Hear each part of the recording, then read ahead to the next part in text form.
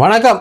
கரூர்ல விஜய் அவர்களுடைய பிரச்சாரத்தின் போது 41 பேர் இறந்து போன அந்த சம்பவம் தொடர்பாக கடந்த 12ஆம் தேதி விஜய் அவர்களுக்கு சிபிஐ சம்மன் கொடுத்து விஜய் அவர்கள் போயிட்டு சந்திச்சுட்டு வந்தாங்க. 2 நாள் பயணமா தான் விஜய் போயிருந்தாரு. 12ஆம் தேதியும் 13ஆம் தேதியும் விசாரணை அப்படின்னு சொல்லி தான் பேச்சுவார்த்தை நடந்தது. அப்போ 13ஆம் தேதி அவங்க பேச்சுவார்த்தை நடத்தல. ஏன்னா 15, 16 பொங்கல் இருக்கிறதுனால விஜய் அவர்கள் என்ன பண்ணியிருக்காருன்னா, லீவ் லெட்டர் கொடுத்துட்டு நான் பொங்கலை சிறப்பாக கொண்டாடிட்டு வந்துருதேன் அப்படின்னு சொல்லிட்டு கிளம்பி வந்துட்டாப்புல. அப்புறம் இங்க வந்தா பொங்கலும் கொண்டாடல, ஒன்றும் கொண்டாடல. இப்ப நாளைக்கு விசாரணைக்கு இன்னைக்கே கிளம்பி போயிட்டாப்புல விஜய் அவர்கள். தமிழக வெற்றி கழகத்தின் தலைவர் விஜய் அவர்கள். பொங்கல் ஏன் சார் நீங்க கொண்டாடல அப்படின்னு கேட்டா அதுக்கு எந்த பதில் இல்லை. எல்லா கட்சிக்காரங்களும் பொங்கல் சிறப்பாட்டு கொண்டாடி இருக்கிறாங்க.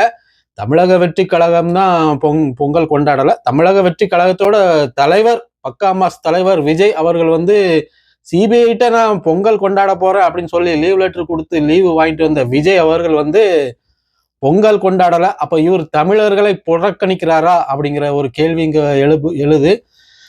கிறிஸ்துமஸ் விழா ரொம்ப சிறப்பாக கொண்டாடினாரு. ஒரு கலையரங்கத்துல ஒரு நிகழ்ச்சி நடத்தி அங்க பெரிய பெரிய தலைவர்கள்லாம் வர வச்சு இவர் கிறிஸ்துமஸை ரொம்ப சிறப்பாட்டு அவர் கொண்டாடினாரு. ஆனா பொங்கலை அவர் புறக்கணிச்சிட்டாரு.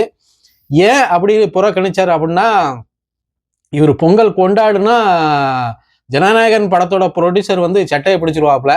ஏன்னா ஏண்டா டேய், நானே இங்க படம் 500 கோடி ரூபா போட்டுக்கிட்டு படம் ரிலீஸ் ஆகலை அப்படின்ட்டு நானே தலையில துண்டை போட்டுட்டு உட்கார்ந்துருக்கேன், உனக்கு பொங்கல் விழா ஒரு கேடா அப்படின்ட்டு அவர் சட்டையை பிடிச்சிருவாப்ல.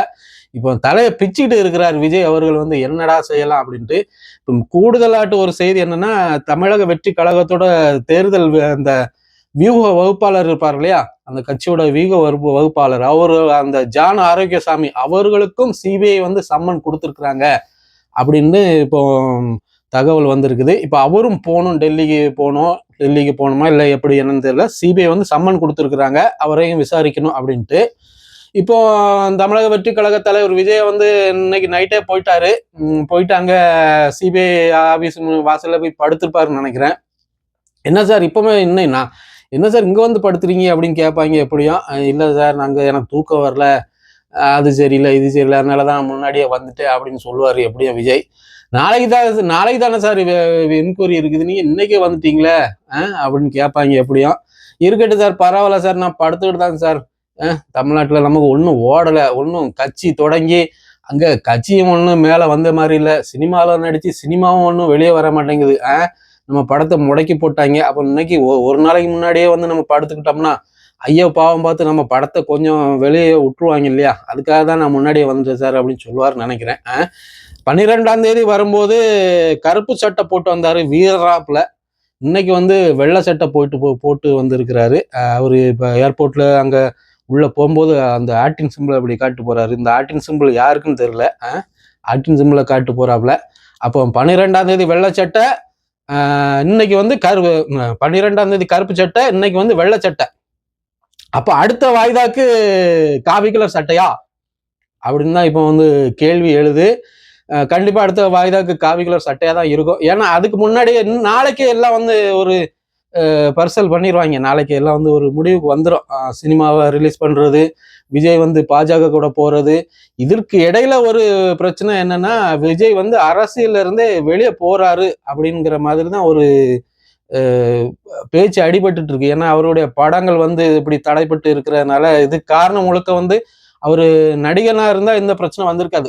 ஒரு லைட்டா ஒரு பிரச்சனை வந்திருக்கும், அப்புறம் பேசி எடுத்து படம் வெளியே வந்திருக்கும். ஆனா அரசியல்ல வந்ததுனாலதான் அவருடைய படம் இன்னைக்கு தடைப்பட்டு இருக்குது அப்படின்ட்டு பரவலாட்டு பேசிட்டு இருக்கிறாங்க. இப்போ விஜய் அப்போ நான் கட்சியை விட்டு வெளியே போயிட்டாக்கி என்னோட படத்தை ரிலீஸ் பண்ணிடுவாங்களா அப்படிங்கிற மாதிரியும் அவர் அந்த முடிவுக்கு அவர் வந்திருக்கிறாரு அப்படிங்கிற ஒரு செய்திகளும் பரவலாட்டு பரவிட்டு இருக்குது. அப்போ நாளைக்கு தெரியும். நாளைக்கு விசாரணையில என்ன பேசியிருக்காங்க, ஏது பேசியிருக்கிறாங்க. இதுதான் ஒண்ணு, விஜய் பிஜேபிக்கு ஆதரவாட்டு செயல்பட்டு போவாரு. இல்லை அப்படின்னா கட்சியே புஷி ஆனந்த் கையிலையும் ஆதவ் அர்ஜுனா கையிலும் செங்கோட்டையன் அவர்களுடைய கையிலும் கொடுத்துட்டு நான் சினிமாவுக்கே போறேன் அப்படின்ட்டு திரும்பி போவாரு. இந்த ரெண்டுல ஏதாவது ஒண்ணுதான் நடக்கும், வேற வழி இல்லை. ஏன்னா அவர் வந்து இப்போ அவர் தான் சொன்னார், களத்துல இருக்க கட்சிகளை பத்தி தான் நாங்க பேசுவோம் அப்படின்ட்டு. இப்போ களத்துக்குள்ள இல்ல. விஜய் தமிழக வெற்றி கழகம் எங்க இருக்குன்னே தேட வேண்டியதா இருக்குது. ஏதாவது ஒரு பிரச்சனை ஓடி ஒளிஞ்சிடாங்க. கரூர்ல ஒரு 41 பேர் மரணம், ஓடி ஒளிஞ்சிட்டாங்க ஒரு மாசம். இப்போ இந்த ஜனநாயகன் படம் பிரச்சனை, ஓடி ஒளிஞ்சிட்டாங்க. எங்க போனாங்க, எங்க இருக்காங்க, ஒண்ணுமே தெரியல. இப்படி ஒரு லெட்டர் பேடே கட்சியாட்டு இருந்தாக்கி யாரு உங்களை நம்பி ஓட்டு போடுவா உங்களுக்கு சார்? விஜய் சார், யார் சார் உங்களை நம்பி ஓட்டு போடுவோம்? உங்க சொந்த பிரச்சனையை உங்களால சமாளிக்க முடியல. நாளைக்கு மக்களுக்கு நீங்க அரசியல்வாதி ஆயிட்டு ஒரு ஒரு கதைக்கு நீங்க ஜெயிக்க மாட்டீங்க. கட்சியே அது காணாம போயிடும், அது வேற விஷயம். நீங்க ஒருவேளை தலைவராகி வந்துட்டாக்கி நாளைக்கு ஒரு மக்களுக்கு ஒரு பிரச்சனைனா நீங்க எப்படி சார் வாய் துறப்பீங்க? எங்க வந்து நிப்பீங்க? யார் உங்களை நம்புவா? விஜய் சார், அதெல்லாம் சரி வராது. கட்சி ஆரம்பிச்சிட்டீங்க, அந்த தமிழக வெற்றி கழகம்னு ஒண்ணு தூக்கி அவங்க மூணு கொடுத்துருங்க, அவங்க பார்த்துப்பாங்க. நீங்க வந்து படத்துல நடிக்க வாங்க, அதுதான் உங்களுக்கு பெட்ரு. நம்மளும் சேர்ந்து கைத்தட்டலாம் விஜய் அவர்களுக்கு படத்துக்கு. சூப்பர் அப்படின்ட்டு. சரியா? அதனால தமிழக வெற்றி கழக தலைவர் வந்து நீங்க செங்கோட்டையனையோ இல்ல புஷி ஆனந்தையோ போட்டுருங்க. நடிகர் விஜய் அப்படின்னு நம்ம பார்ப்போம். விஜய் வந்து இனி நடிகர் அப்படிங்கிற மாதிரி நம்ம பார்ப்போம். சரிங்களா? அப்போ தமிழக வெற்றி கழக தலைவர் வந்து மீண்டும் நடிகராக தான் வருவார், வலம் வருவார் என்று எதிர்பார்ப்புடன் நம்ம காத்திருக்கிறோம். மீண்டும் ஒரு காணொலியில் சந்திக்கலாம். நன்றி, வணக்கம்.